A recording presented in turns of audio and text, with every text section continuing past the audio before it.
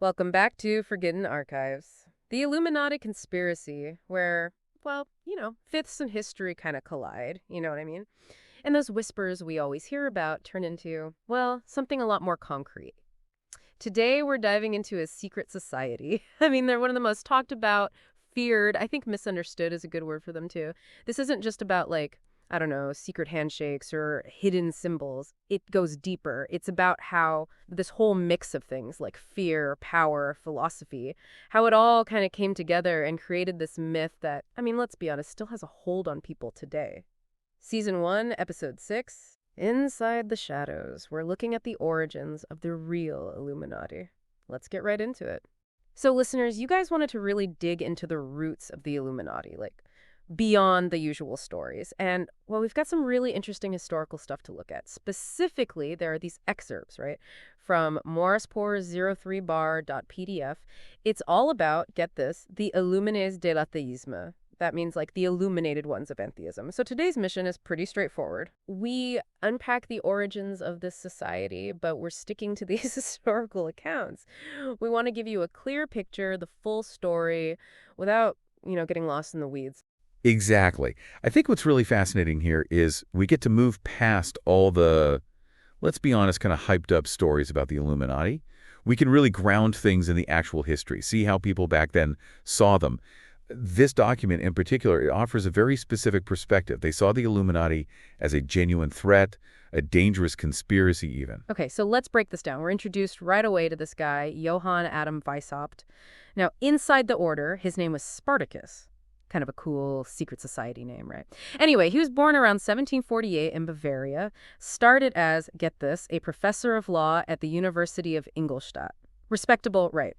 But then things take a turn. He's branded a traitor. But here's the thing. He keeps living, even getting pensions in exile. Sounds like he caused some serious waves, right? Definitely. Now, if we consider the whole Enlightenment thing, I mean, this was a time of big questions, right? Challenging traditions, religion, government, all that. Weishaupt pops up right in the middle of this. And him being, essentially outlawed, it tells you his ideas were too much for the powers that be. But getting support, even in exile, that makes you wonder, right? Like, how far did his influence really reach? Maybe even were some powerful people on his side. It's like a mystery in itself, isn't it? And our document, it labels all this chaos, all this trouble as a conspiracy. And not just against, I don't know, one religion or one government. It says it's against every religion, every government, republics included. That's a lot of enemies, right? It suggests something pretty extreme, at least from this author's point of view. Right. What's really interesting here is why the author felt the need to reveal this whole thing.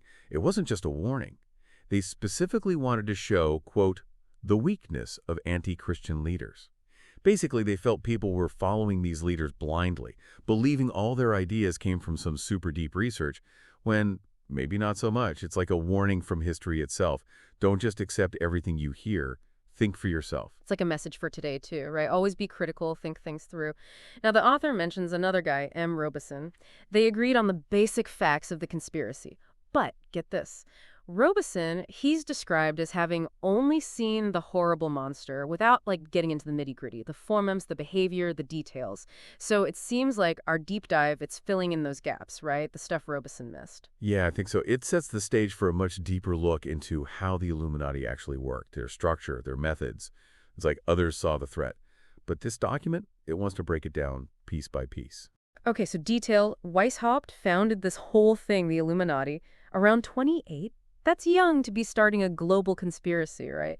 And apparently, the means of seduction, how they pulled people in it, was all in his head even before he wrote it down. Talk about premeditated. It was a plan from day one. It really shows that Weishaupt had a plan, an intellectual project. He wasn't just reacting. This was deliberate, strategic. And the fact that getting people on board, that seems to have come first. That suggests maybe the whole focus was on changing how people thought, how they believed things. Like, that was the key to everything. That's a fascinating point. So who were the first to buy into this? Two students. Messenhausen, they called him Ajax, he was only 20. And Suter, who went by Cato. Young guys. Makes you wonder what Weishaupt saw in them. What was he looking for? Yeah, why the younger generation? It makes sense, though, right? They're more open to new ideas, less attached to the old ways. Plus, students, they're already learning, exploring, even if it's within his system. It's like he tapped into something, a thirst for new ideas. Now, the document mentions Weishaupt. He knew the risks. He was worried, scared even, that his people would slip up, spill the beans. One loose word could bring the whole house of cards down. Secrecy was paramount, right from the start. It's classic secret society stuff, right? Especially you're aiming to, change the world. The bigger the goal, the more you need to stay hidden to protect yourself, your members. Weishaupt being nervous, it tells you just how seriously he took this. High stakes. So let's get into the goals, the objectives. Weishaupt, he apparently thought, I can't just use people as they are. I need to form them, like mold them. That sounds like a long-term project. Social engineering, almost. That's the thing about the Enlightenment, right? This idea that people could be improved. But Weishaupt, he took it further. He thought society, religion, it all made people worse. So you need this new, controlled environment to make the right kind of people. It's a whole new way of looking at things, isn't it? And at the core of all this was their code, their rules. This document really hammers home how important it was. It even claims that, get this code could reignite the French Revolution. Like, even if it ended, it could start it all over again. Or, even if it never happened, this code could make it happen. That's a powerful set of ideas, right? It's all about the power of ideas. The author thought that at the heart of it, the Illuminati's beliefs were inherently revolutionary, like they were a blueprint for how to overthrow everything. It's like a blueprint for a whole new world. So the Illuminati had this structure, this hierarchy. You started with a preparatory class, then an intermediate class. Finally, you reached the mysteries class, which, get this, was divided into lesser and greater mysteries. It sounds like climbing a ladder, right? Like every step you get more enlightened, or maybe just deeper into the secrecy. Graded systems, they're common in these groups. It's about easing people in, revealing things slowly. But it's also a test. At each level, you show you're loyal, you can keep quiet. Only then do they trust you with more. It's like a series of tests, right? Okay, how did they recruit? They had this figure, the frere insinuant, basically, the insinuating brother, the recruiter. They had a whole playbook, and it wasn't just about bringing in anyone. They specifically targeted certain people, excluded others. They were picky. They had to be, right? It's about quality over quantity. Secret societies, they want people who are smart, discreet, maybe even powerful. This frere insinuant, they were like gatekeepers. Only the right people got through. Makes sense. So it wasn't just finding potential recruits. They had to bring worthy individuals into the order. That sounds like a whole art, right? Persuasion, building trust. It was tailored, personalized. Absolutely. They were manipulating people, right? I mean, that's what it is. The insinuate, they'd figure out what you wanted, your weaknesses, what you thought about things. Then they'd craft the perfect pitch, one that worked for you. Maybe without telling you the whole radical truth right away. It's a bit unsettling, isn't it, this manipulation? So you've got a novice, a new recruit. They start shaping him, molding him before the full initiation. It's like get them invested, emotionally even, before they even know everything. Early commitment, it's key. It's harder to walk away once you're in, once you're bought into the idea. So they drilled secrecy into them from the start, these novices. Don't tell anyone, especially not the lower ranks. It's a pyramid, right? Only those at the top, they know the whole picture. Exactly. It's about limiting the damage, right? If someone talks, it doesn't bring the whole thing down. It's compartmentalized. And it keeps control in the hands of those at the top. This is fascinating, the structure of control. You know, there's this detail in the document. It mentions money. Like, they actually used financial incentives, and they'd appeal to, let's just say, the more pleasurable desires of some brothers. So it wasn't all just philosophy and high ideas. They knew how to work the system, right? Well, people are people, right? Not everyone's driven by pure ideology. Some need a little extra something that broadens your appeal. Maybe you get people you wouldn't otherwise. It's practical, right? But then there's this. Even princes, royalty, they were kind of kept at arm's length. They didn't get the deepest secrets. Even the elite weren't fully trusted unless they were in the inner circle. That's pretty radical, right? It means the Illuminati, they were suspicious of everyone, even the supposedly good rulers. It's like they were against the whole system, no matter who was in charge. They were playing a whole different game. So to find the right people, they built this, get this, espionage network. They'd gather intel on you, your morals, opinions, how you behaved, who you hung out with. They even made profiles, like dossiers, for the higher-ups to compare. Pretty sophisticated for the time, right? It's meticulous, isn't it? They wanted to be sure. This wasn't a casual club. Your whole life was under scrutiny. Intense. So let's say you're a novice. The indoctrination, it was pretty intense. They had their own language, numbers for letters, hieroglyphs for their name, their lodges. It's like entering a whole new world, right, with its own coded way of talking. That's the thing about secret languages. It makes you feel special, like you're in the know, and it keeps outsiders out. They can't easily understand your messages, your writings. It's like their own secret code, and they were given specific books, stuff chosen by the society to, shape their thinking, actively going against their religious beliefs even. It wasn't just joining a group. It was like, a re-education. It's about control, right? Control of information. You're only exposed to what they want you to see. It's classic propaganda, even back then. It's fascinating and a little scary, too. The insinuant, the recruiter, they'd pop in unannounced, make sure the novice was learning the code, reading the right books. It's like having a, I don't know, secret ideology tutor always watching you. Yeah, you never knew when they'd show up. It kept you on your toes, made sure you were paying attention. A subtle reminder that you're being watched. Always. Always being watched. A key part of their training was this science, the art of directing opinions. That's pretty straightforward, right? They were learning how to manipulate people, how to shape their beliefs. It's like a precursor to, I don't know, like modern PR, spin doctors, all that. Even today, we see these techniques everywhere. Politics, advertising, the whole nine yards. Absolutely. The Illuminati, they were ahead of their time in a way. They understood the power of narrative, how to shape what people think and believe. It's pretty powerful stuff. And they studied historical figures too, analyzing their personalities to figure out how to influence people today, like using history as a guide to do manipulation. It's like a case study, right? Learn from the past, apply it to the present, see how people tick back then, use that knowledge to get what you want now. It's clever, but also kind of, I don't know, creepy. Let's talk initiation.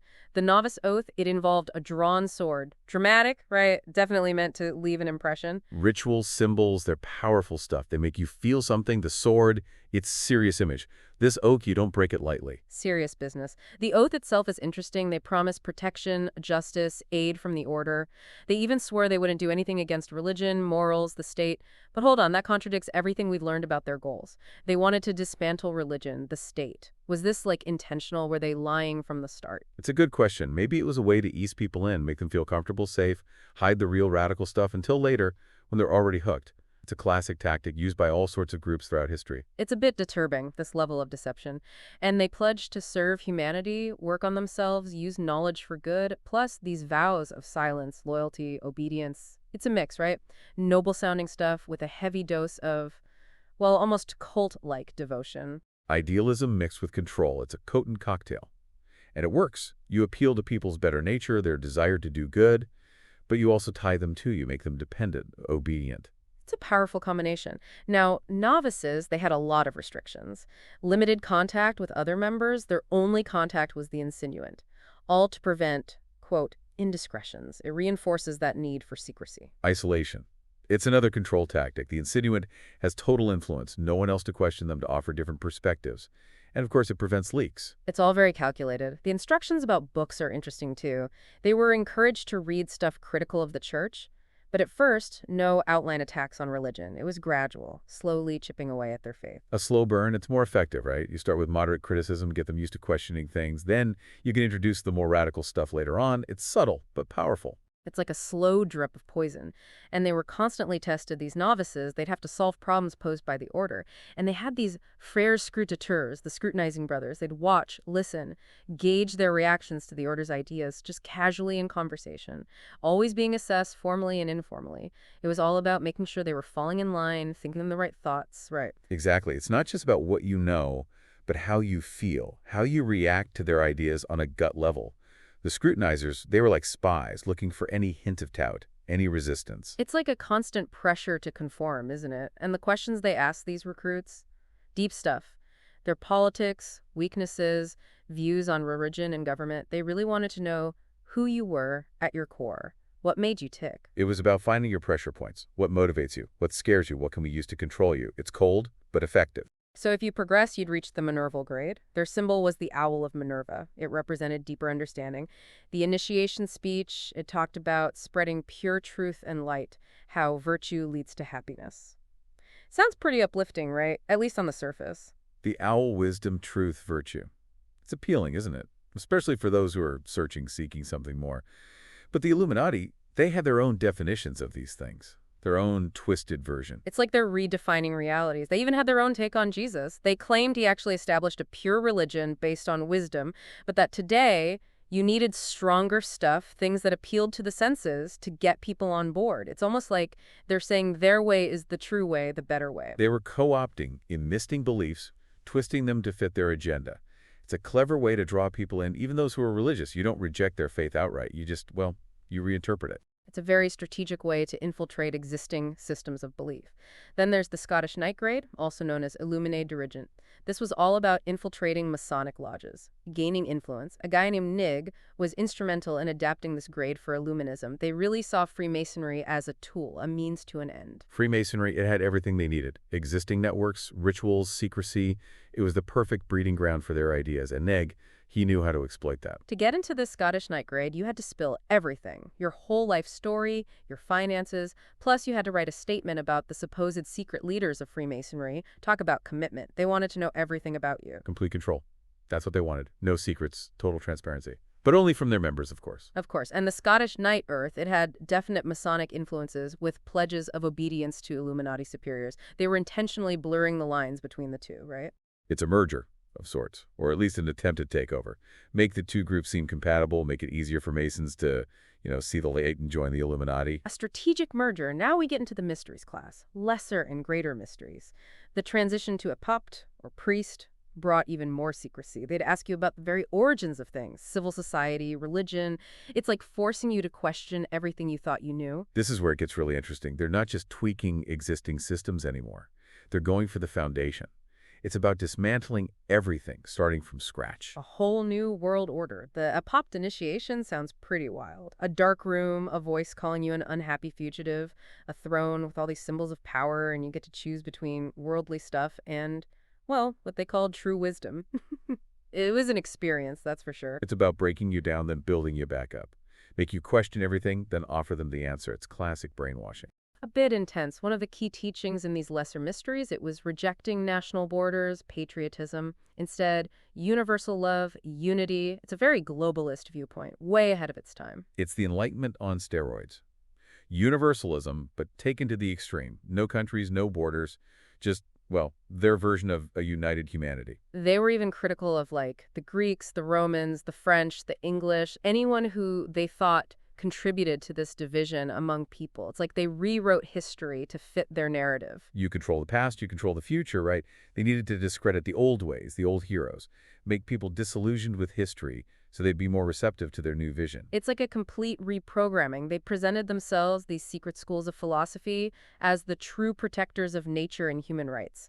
Like they were the only ones who knew the real truth, the way to save humanity. It's a very self-aggrandizing narrative, isn't it? Every group needs a myth, a story. They're the heroes, the enlightened few. They hold the key to salvation. It's a classic power play. It's very manipulative. Now, their definition of morality, get this, it's the art of learning to live without rulers, without anyone telling you what to do, achieving this, quote, age of virility, shaking off the, quote, yoke of tutelage. It's basically radical self-governance. They were against authority, any kind of authority. But there's a catch. You can only govern yourself once you've been properly formed by their teachings. It's freedom, but on their terms. It's like a very specific kind of freedom, right? Weishaupt even tried to reinterpret Christianity, said it was really about natural religion, that Jesus wanted people to rule themselves, but without violence. It's almost like he was trying to make his radical ideas palatable to Christians. Like, hey, we're on the same side, really. It's brilliant in a way. Don't alienate potential recruits. Instead, co-opt their beliefs. Show them how it all fits into your worldview. Even Jesus can be an Illuminati if you twist it hard enough. But at the same time, they were totally against Freemasonry, how it actually existed. Said it was all about tyrants and imposters. It makes their attempts to infiltrate it seem, well, just plain manipulative. They wanted to replace it, not join it. They saw themselves as the next step, the true enlightened ones. Everyone else, they were just stepping stones. Ambitious. Next level in the lesser mysteries, the Regent or Prince Illuminae. This was for Epopts who were, let's say, high achievers. Respected, dedicated to the society's goals. It's like moving into the big leagues, right?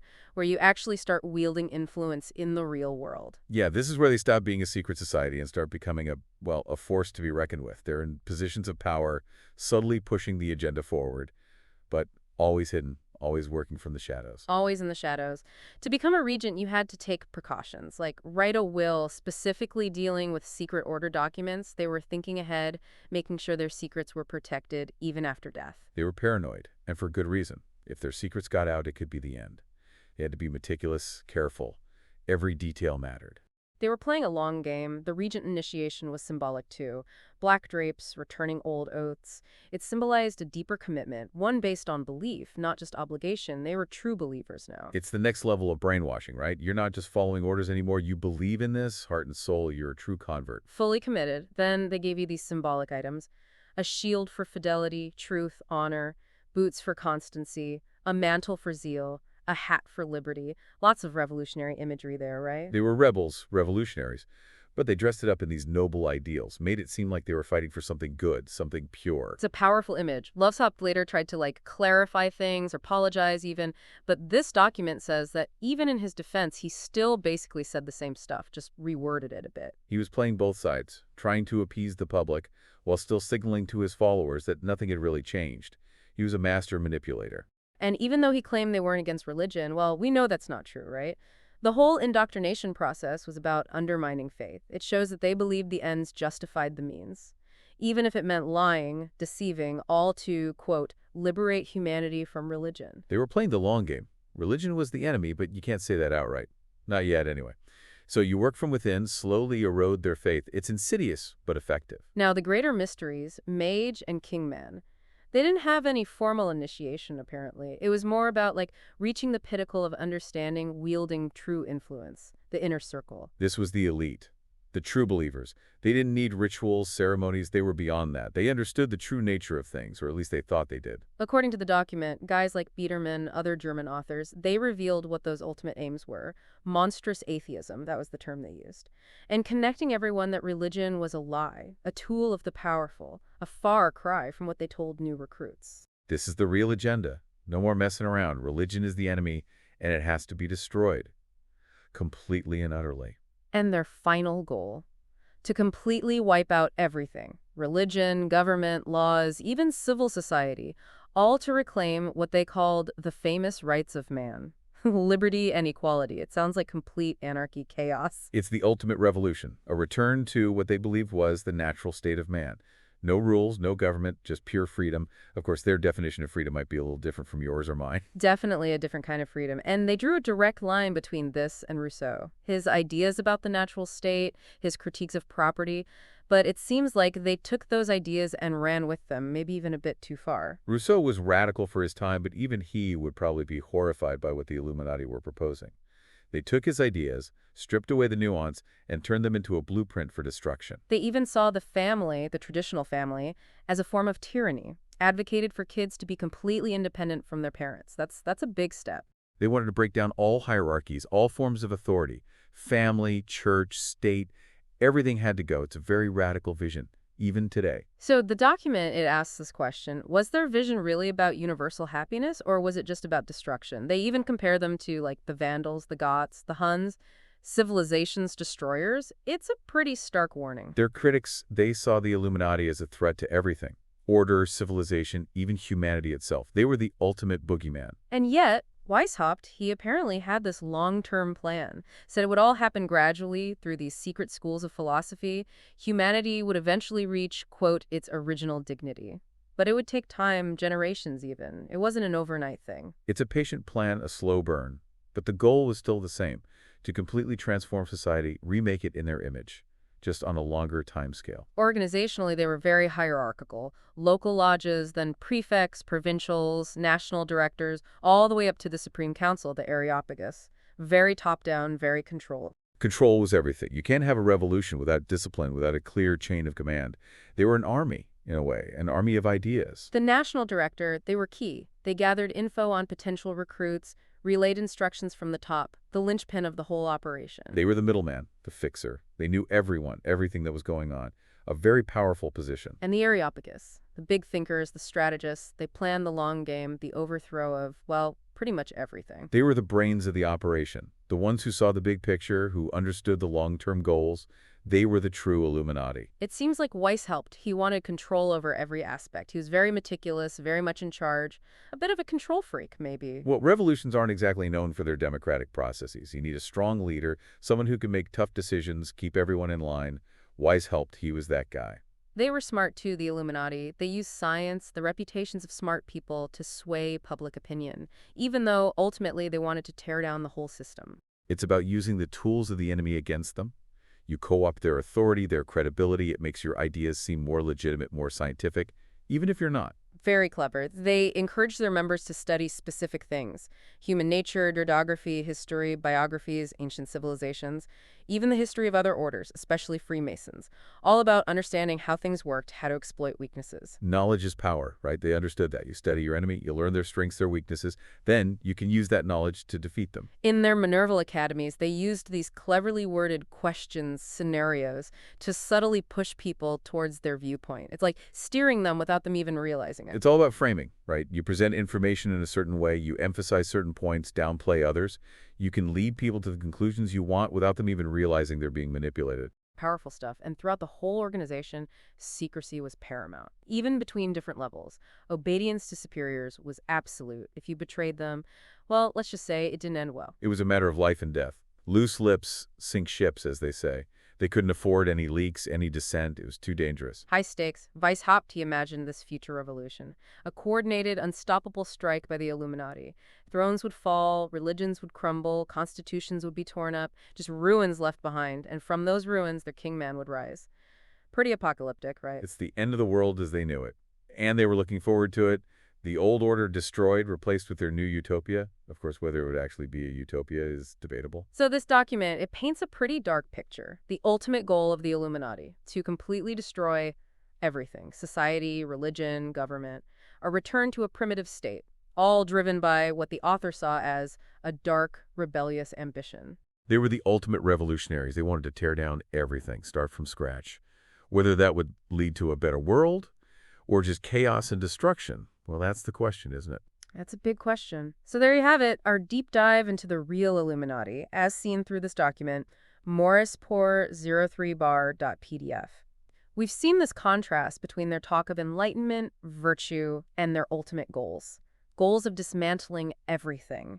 It's a fascinating story, filled with meticulous planning, gradual indoctrination, manipulation. This wasn't just a club. According to this account, it was a full-blown conspiracy to change the world. They were meticulous, patient, and ruthless. They understood the power of ideas, and they weren't afraid to use any means necessary to achieve their goals. Whether you believe them to be heroes or villains, one thing's for sure: they were a force to be reckoned with. They definitely left their mark on history. And that brings us to a final thought for you listeners. Knowing all this history, these ideas, how does it make you see the world today? The conspiracy theories, the anxieties we all feel, does it make you think differently about secret societies, the power they might have? We encourage you, keep digging, keep researching, keep asking those tough questions. And until next time, stay curious.